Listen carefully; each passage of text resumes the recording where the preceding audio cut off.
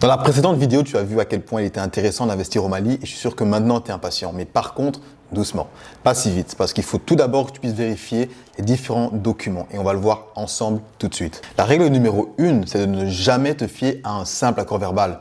Il est très important de te rendre auprès du bureau de la conservation foncière pour vérifier si le document, en tout cas si le terrain que tu souhaites, est bien immatriculé. Le titre foncier, c'est le Graal au Mali.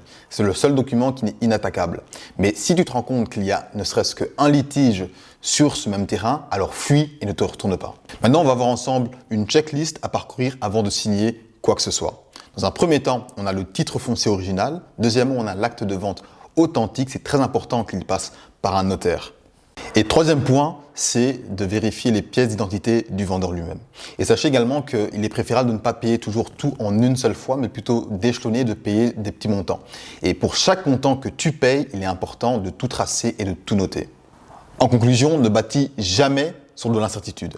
Vérifie toujours avant de payer. Et sache également qu'on propose des biens au Mali, donc n'hésite pas à te rendre sur afrique-imo.com pour trouver justement des biens, soit au Mali, en RDC, Guinée-Conakry et au Sénégal. Sur ce, je te dis à la prochaine. Ciao.